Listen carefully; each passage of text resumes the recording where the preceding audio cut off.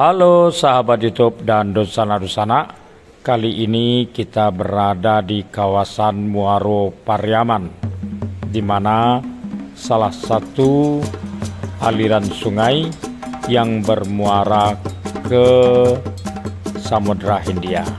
Jadi di hadapan kita ini, apabila kita lurus ini pandangan kita ke aliran sungai Batang Piaman, merupakan salah satu aliran yang cukup panjang ya. Sementara di kanan kita ini adalah aliran Batang Pampan, di mana aliran Batang Pampan ini sendiri pun berasal dari aliran sungai Batang Piaman. Pada zaman dahulu, terakhir diketahui ya, zaman Hindia Belanda, di bagian hulu Batang Piaman ini dibuat bendungan untuk mengalirkan air Batang Piaman ini untuk kebutuhan persawahan atau pertanian masyarakat. Jadi salah satunya adalah aliran yang kemudian menjadi Batang Pampan. Aliran dari Batang Pampan mengalir tepat di pusat kota Pariaman, kemudian kembali menyatu di kawasan Muaro Pariaman ini antara Batang Piaman dengan Batang Pampan.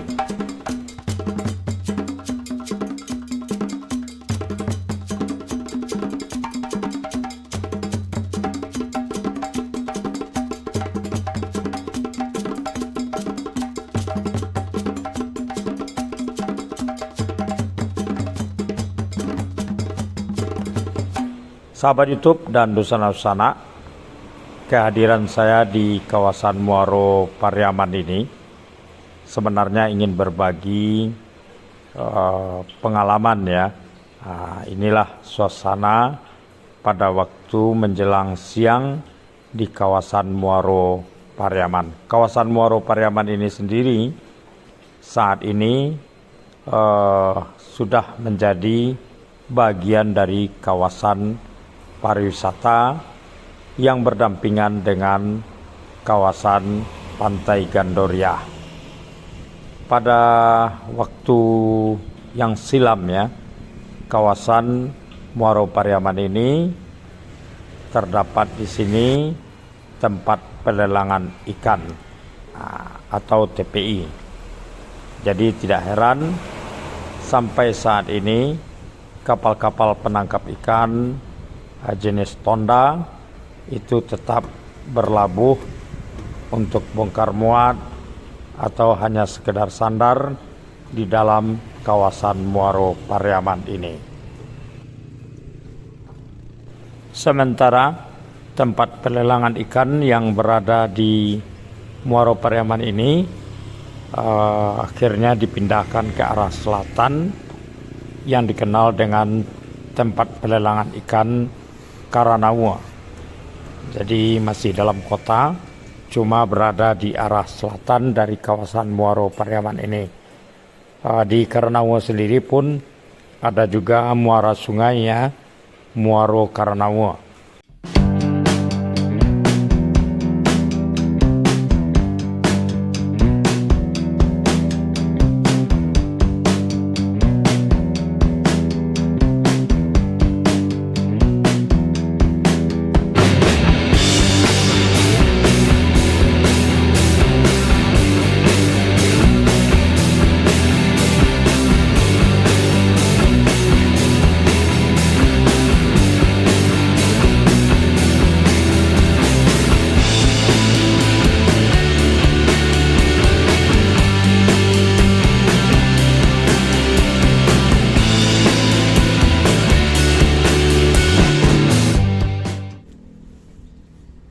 Kalau kita bandingkan dengan situasi tahun 1980-an, jumlah kapal-kapal tonda ataupun kapal-kapal bagan termasuk biduak payang yang berpangkalan di sekitar Muaro Pariaman ini cukup banyak.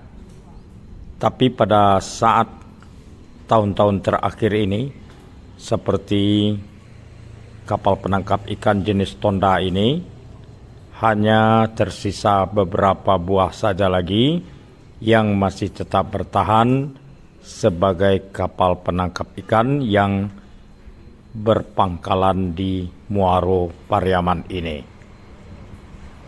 Penyebab berkurangnya kapal-kapal penangkap ikan, baik jenis tonda, kapal bagan, ataupun bidok-bidok payang, keluhan yang pertama itu adalah dirasakan sangat mahalnya BBM untuk biaya operasional mereka. Memang hal itu dapat juga kita pahami sesuai dengan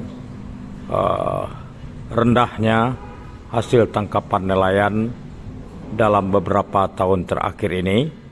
Tentu penyebabnya ada banyak faktor. Pertama, kerusakan-kerusakan dari habitat ikan itu sendiri, kemudian cuaca, kemudian lagi penguasaan alam dan teknologi yang dimiliki masih terbilang terbatas.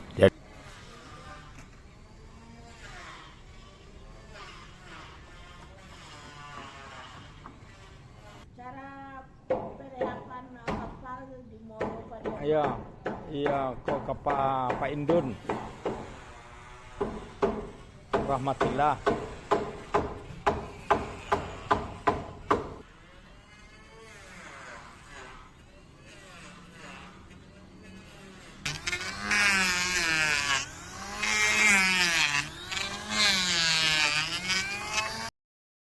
Lebih kurang sekitar 3 pekan terakhir ini, sejumlah kapal-kapal tonda terlihat di dalam Muaro Pariaman dalam perbaikan-perbaikan.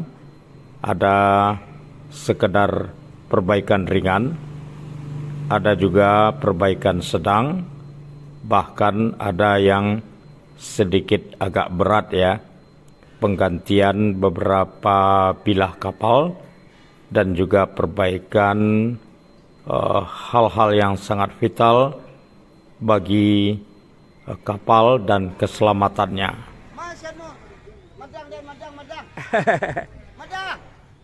Dah pai dah hari gini. Dah mana ke pai? Tu. Dah mana pai? Pai lah ya?